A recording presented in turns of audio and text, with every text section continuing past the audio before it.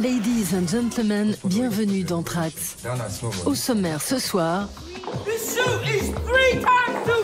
vie et mort d'Oliver Tree, le même humain. Villemain, le sale gosse de la BD française, passe à confesse. Amen. Et enfin, c'est la Watt pour les squishies de Miss Collingridge.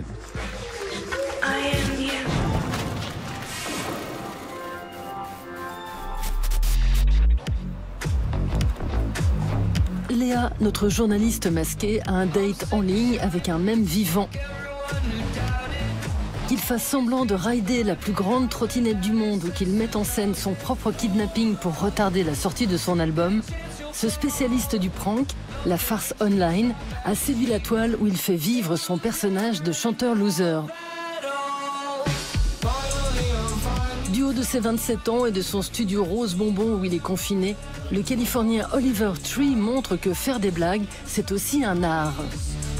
Alors, Dr Oliver, tu nous prépares quoi comme canular?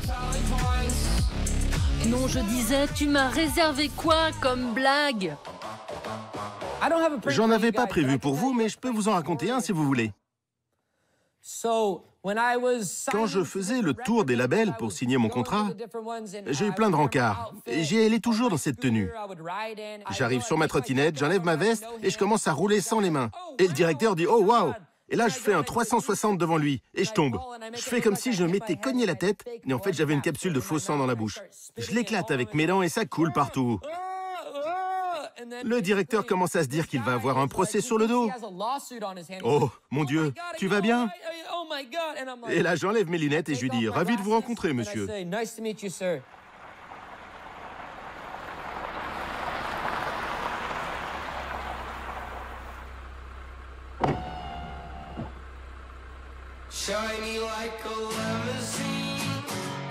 Coupe au bol piqué à Jeanne d'Arc, jean extra large et blouson de ski hérité de sa mère, son uniforme d'enfant terrible de l'Amérique ne le quitte jamais. Avec un seul album à son actif, Oliver Tree avoisine déjà les 300 millions de vues sur YouTube. Drapé dans l'autodérision, il fait de son personnage de rockstar un clown digital. Une destinée presque évidente pour celui qui a grandi dans un cirque. Je veux plus jamais ramasser de la merde d'éléphant. Plus jamais je veux voir de la merde d'animaux. Il y a tellement de nettoyage à faire après les animaux et après tous ces gens qui travaillent dans un cirque. J'étais un gamin solitaire, j'étais le seul enfant du cirque au milieu d'adultes. C'est de là que vient mon excentricité. Je me sentais déjà différent dans le milieu du cirque. Né en 93 à Santa Cruz, capitale californienne du surf et du skate, le jeune Oliver grandit on the road avec ses parents trapézistes au sein du Pickle Family, cirque itinérant dans lequel il a son show de monocycle jusqu'à ses 6 ans. Mordu de guitare et de trottinette, Tree étudie la musique au Cal Arts, la fac d'art de Los Angeles, mais c'est sur la toile que l'enfant turbulent va tisser son succès. En 2015, grâce à des mini-sketchs diffusés sur Vine, il atteint les 100 millions de vues et décide de faire d'Internet son sujet de thèse universitaire. You got a cereal bowl? It's on your head, you dumbass bitch. It's not a fucking bowl cut. Stop calling it that. Fits better than I remember. Can somebody get me out? Mon sujet de thèse, c'était comment devenir un mème humain. Pour moi, quelque chose de populaire, ou qui fait partie de la pop culture, qu'on détourne de manière humoristique, que ce soit un remix, une image ou une vidéo, c'est un mème. Faire une reprise musicale, c'est presque un mème en soi. Beaucoup de gens ont une opinion négative des mèmes, mais sincèrement, je pense que c'est quelque chose d'assez fascinant, avec un énorme potentiel que les gens ne voient pas. Moi, je le vois, et c'est pour ça que j'explore ce sujet en tant qu'artiste. Son inspiration, les mèmes, ses photomontages parodiques. Bingo, ses fans ont créé un compte Instagram alimenté de petites blagues à son effigie. Tu veux faire un truc, t'as une idée sur le moment, tu le fais direct, tu vois. Genre en mode rock'n'roll, t'arrives en concert, t'éclates un truc, tu vois. C'est comme là, je sais pas, tu vois, je suis Al. Je sais pas, tu vois, ça me bat les couilles un peu. Ça prend le truc. S'il faut éclater des trucs, m'amène, tu prends le truc. Elle t'éclate tout, c'est en bas les yeux qu'on m'amène. C'est son truc, c'est pas le problème. Le sale, il est là. Quand je veux faire du sale, je fais du sale si je veux, m'amène. Et c'est tout, personne ne peut m'arrêter comme ça. En France, la culture du mème a accouché d'une autre graine de troll, le rappeur Lorenzo. En 2018, les grands esprits se sont rencontrés pour un clip à Los Angeles. Moi, je fais du divertissement. L'art, c'est du divertissement. La seule différence entre l'art et le divertissement, c'est que l'art, c'est du divertissement avec du fond, alors que le divertissement n'a pas besoin de substance. Tout ce que je fais, même le divertissement, j'y ajoute un fond. En 2017, un mois après son diplôme, Oliver Tree signe chez Atlantic Records, label des icônes Aretha Franklin, Ray Charles ou Led Zeppelin. Sorti en juillet dernier, son album Ugly is Beautiful, Le moche c'est beau, finit premier des classements Billboard aux États-Unis grâce à un budget clip qui dépasse le $1 million.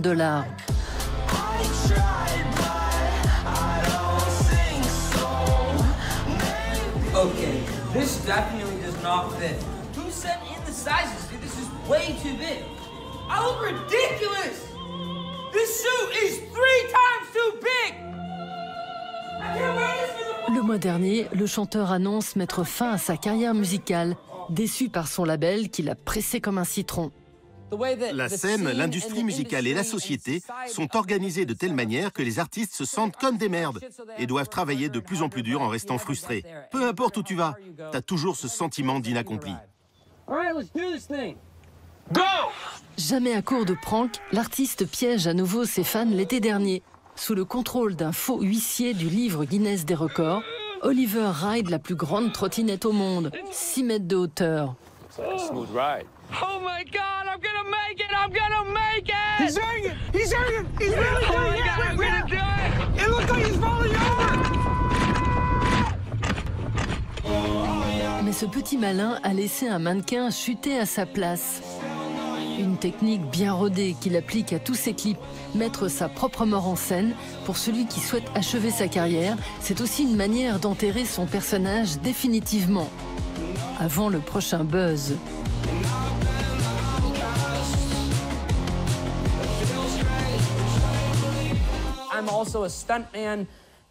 Je suis aussi cascadeur, mais comme tu peux voir, ça réussit pas toujours. Je suis pas le meilleur cascadeur, mais j'en suis un. J'ai beaucoup d'admiration pour les gens qui se mettent dans des rôles de super-humains. Si demain je meurs en faisant ce que j'aime, ma famille comprendra, mes amis comprendront. Et c'est sûrement ce qui va arriver.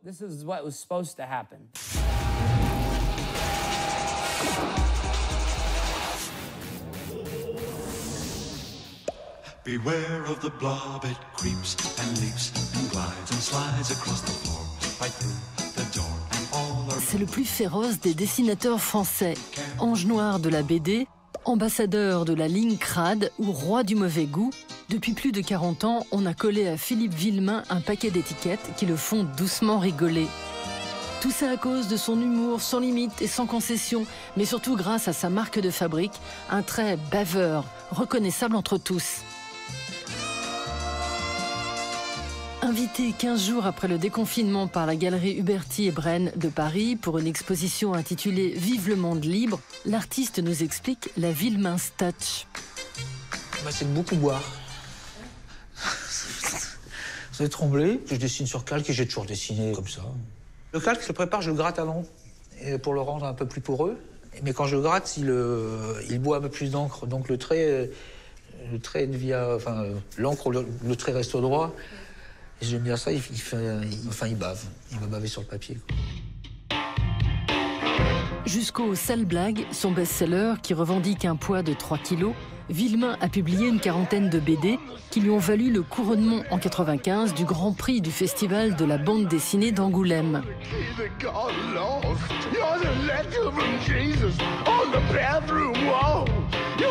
Pour l'humoriste né à Marseille en 1958, la vocation est venue très tôt. Quand j'avais 7-8 ans, les mecs me demandaient de dessiner les femmes à poil. Alors bon, je sais pas où je dessinais les femmes à poil, mais comme je savais pas faire les pieds et les mains, mes bonnes femmes, elles avaient les mains dans le dos et les pieds en haut. Et bon, ça devait être très mal dessiné, hein. Il fallait dessiner des gros guichons. On n'avait jamais vu un sexe de femme, donc je faisais vaguement des poils. Donc j'en ai fait beaucoup. Ado, Philippe dévore les œuvres des stars de la BD underground américaine, des Freak Brothers, de Gilbert Shelton à Robert Crumb et son chat pervers Fritz the Cat.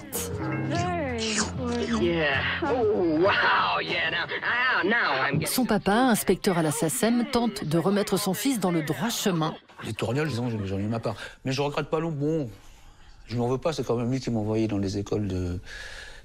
à l'époque où c'était pas évident d'envoyer, où j'étais quand même un gros ramier et je passais mon temps à dessiner.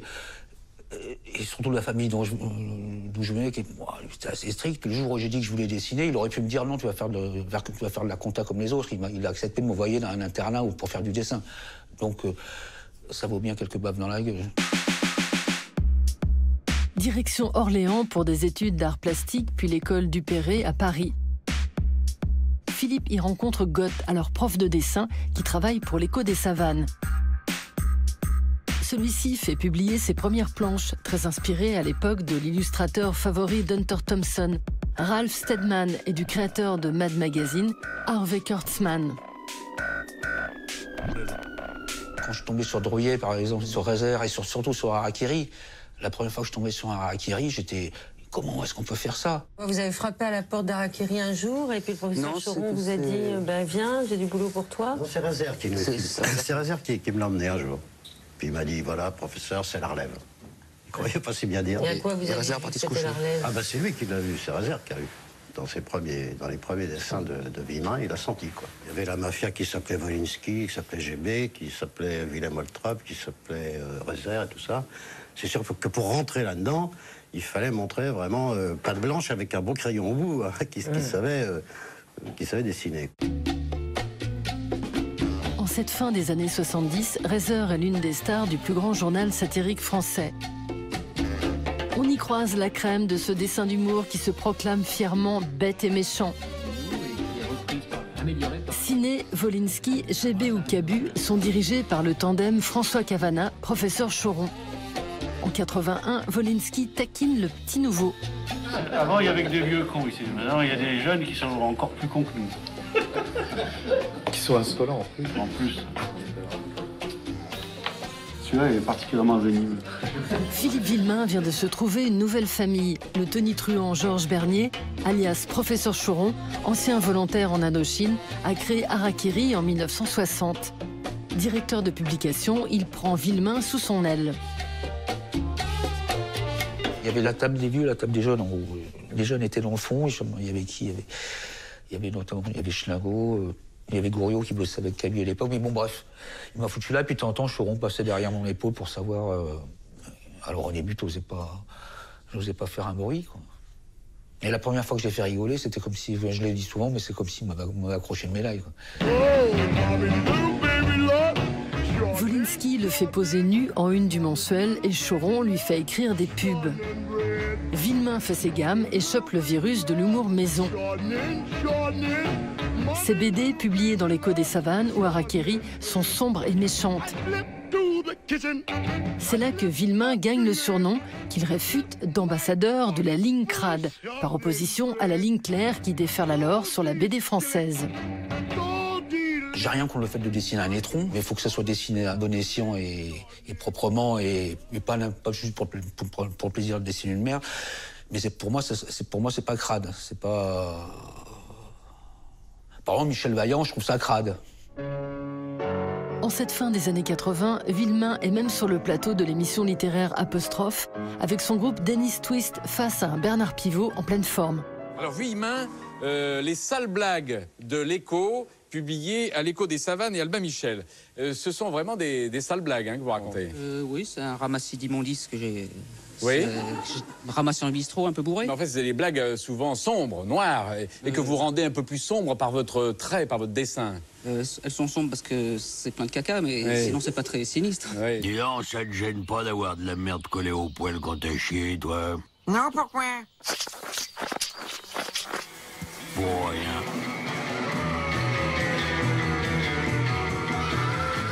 À la fin des années 80, Choron se brouille avec l'équipe d'Harakiri. Il entraîne Villemain avec lui, qui joue les hyperactifs. Dessins animés, livres pour enfants ou magazines distribués par les SDF et même planches de décalcomanie, il pense alors pouvoir rire de tout. En 88, le sale gosse fait scandale. Sur un scénario écrit par son ami Jean-Marie Gouriot, il descend aux abîmes de l'humour noir avec Hitler égale SS. Un voyage au bout de l'absurde dans l'horreur des camps de concentration. Un xème degré qui tient du numéro d'équilibriste.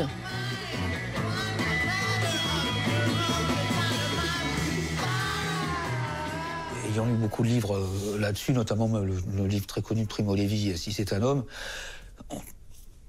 on n'a pas fait un bouquin antisémite. Même ce qu'on raconte dedans, l'homme est ce qu'il est, quoi. Je ne veux pas non plus jouer aux misanthropes, mais je sais à quoi soutenir par rapport à... On est quand même des singes en slip, quoi. Jusqu'au 10 novembre 2020, les Assises de Paris jugent le réseau complice du massacre de la rédaction historique de Charlie Hebdo. Les extrémistes islamistes lui reprochent d'avoir publié des dessins de Mahomet réalisés par un journal danois. Le 7 janvier 2015, un commando terroriste débarque en pleine conférence de rédaction et massacre 12 personnes, dont Wolinski et Cabu. Toute la France se dit Charlie, mais le journal est exsangue. Philippe Villemain rejoint alors l'hebdomadaire dont il signe des unes acerbes.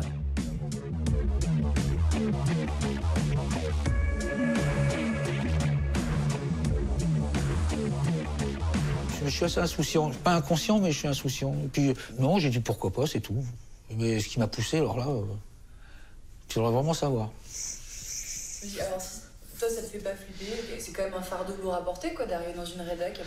Non, moi, par rapport à ce qu'ils ont vécu, non, moi, pour moi, moi, non. Eux, oui, mais moi, ça va. J'ai arrivé, j'ai pas vécu ce qu'ils ont vécu. Aujourd'hui, les planches de Philippe Villemain font le bonheur des galeristes du 9e art, comme ici à 2 pas de l'Élysée. Pas de quoi filer la grosse tête au grand méchant Philippe.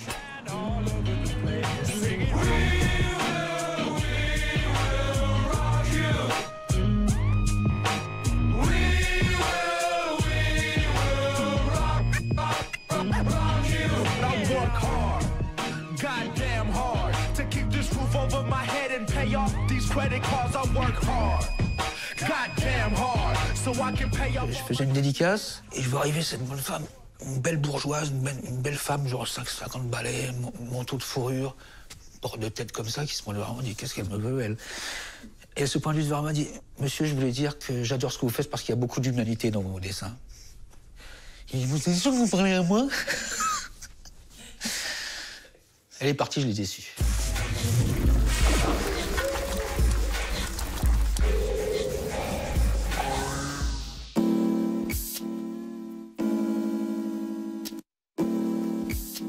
Quand c'est moelleux, c'est mieux. Telle est la devise de l'artiste Daisy Collingridge.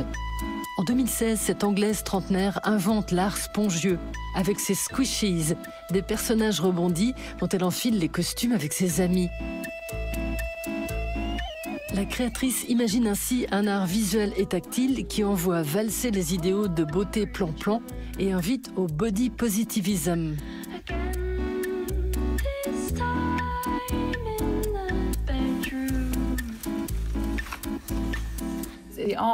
Les squishies, c'est l'art de fabriquer des choses que tu ne peux pas t'empêcher de toucher.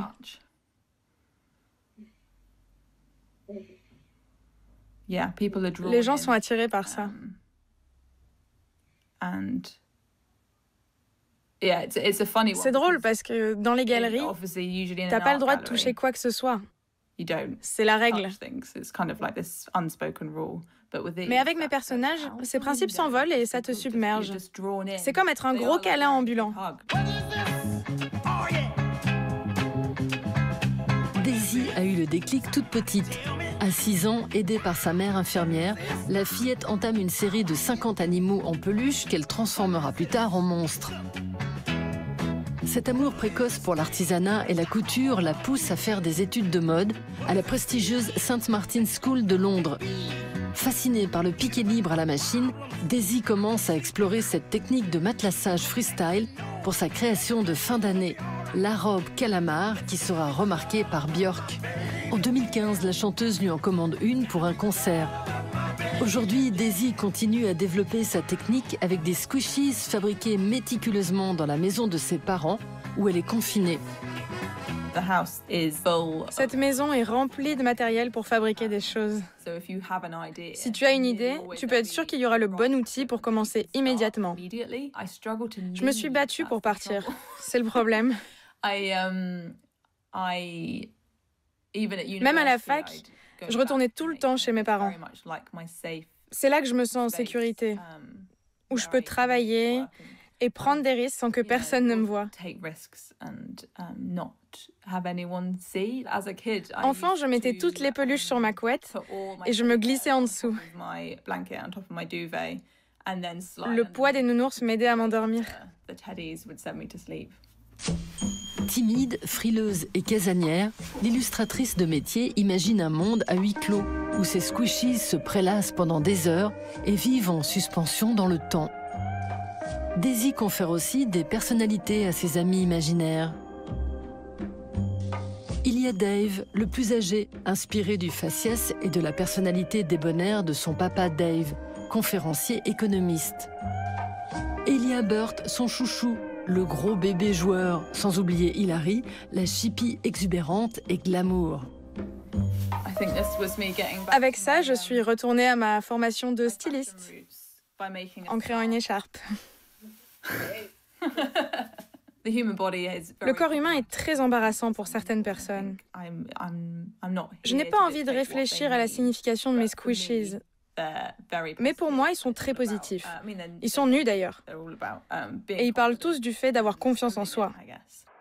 Issue d'une famille de scientifiques, celle qui se rêvait bodybuildeuse enfant se fascine pour le corps humain en voyant l'exposition controversée de l'anatomiste allemand Günther von Hagens, inventeur de la plastination, une technique de conservation des corps. Mais c'est la sensualité des femmes obèses des peintures de l'artiste féministe anglaise Jenny Saville qui déclenche son obsession pour les corps charnus.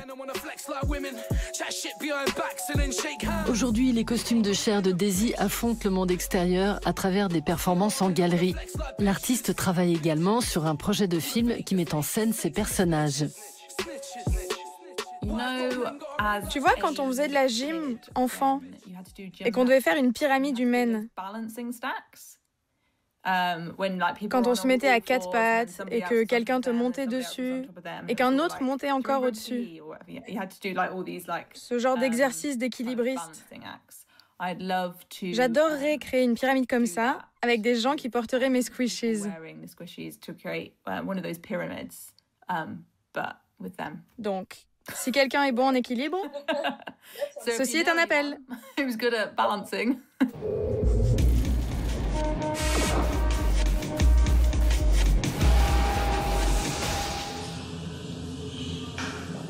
Bonjour. Bonjour. Le docteur Hazel. Bonjour. Je suis le docteur Praden. Notre équipe va vous poser un monitorage pour mesurer vos constantes. Comment vous appelez-vous? Fabien.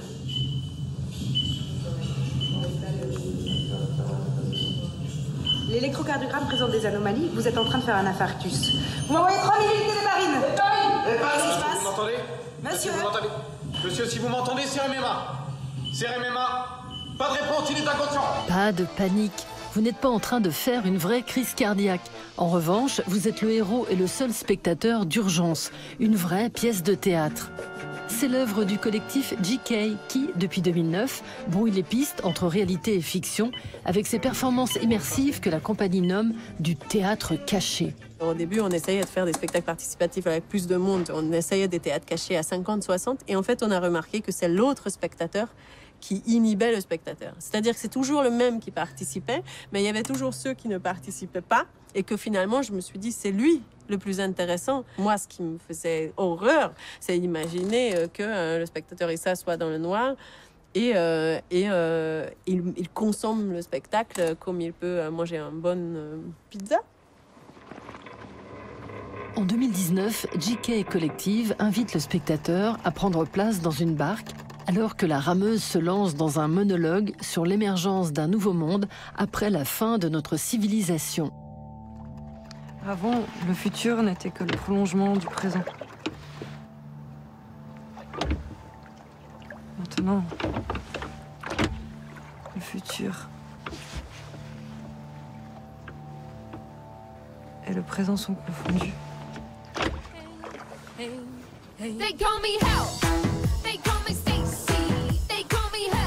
Aujourd'hui, dans un studio à Montreuil, JK Collective prépare sa pièce pour spectateurs uniques.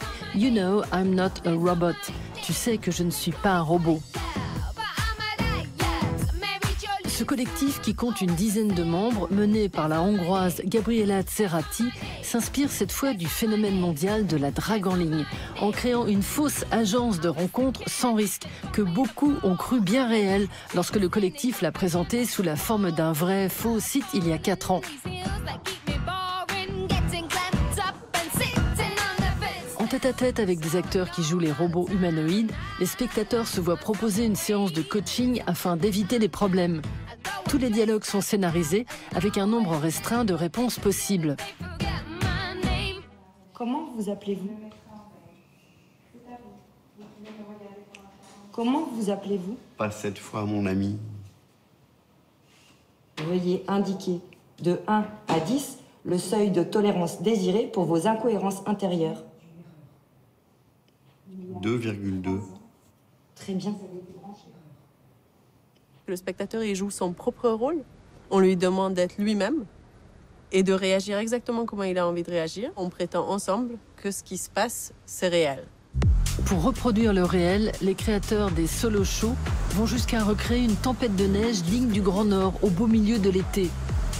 Dans ce cylindre conçu par l'artiste belge Laurens Malstaff, le spectateur est emporté par des bourrasques de polystyrène.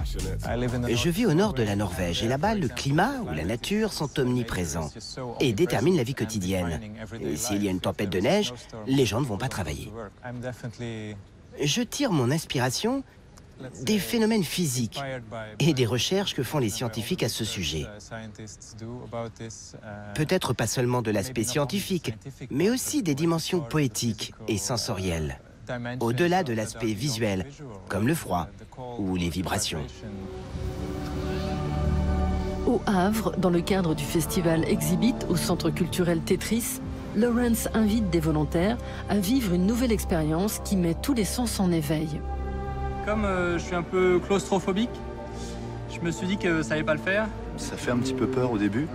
Quand on rentre dedans, ça colle un peu, c'est pas forcément très agréable. Après avoir terminé l'expérience, je me suis sentie dans une ivresse. Cette fois, le spectateur cobaye solitaire est emballé sous vide dans du plastique pendant 20 minutes, tel un vulgaire morceau de bidoche. Un tube inséré entre les deux surfaces transparentes permet de respirer et, contrairement à un bout de viande, pas de risque que les participants finissent sur un barbecue après l'expérience.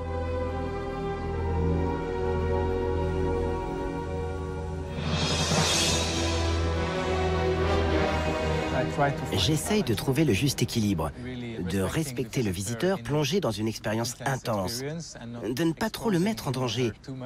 Et à un deuxième niveau, il y a le fait de voir cette personne qui devient un acteur dans une situation complexe. Il ou elle devient une image ou un interprète pour les spectateurs suivants. Avec l'installation au transporteur, Laurens invite le public à jouer la valise qui attend son propriétaire à l'aéroport en s'allongeant sur un tapis roulant. Dans Shaft, chaque spectateur observe des assiettes qui dansent, s'entrechoquent et lui dégringolent dessus, même si, ouf, le spectateur est protégé par une vitre blindée juste devant son nez.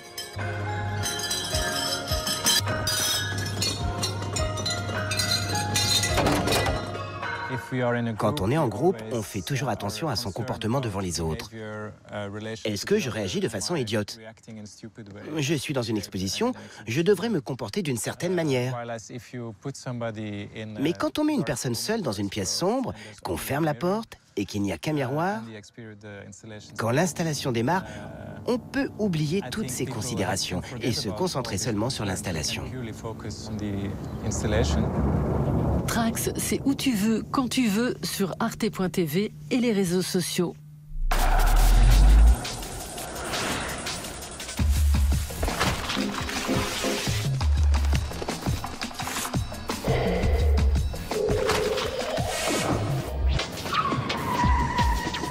Voilà, bobine géniale.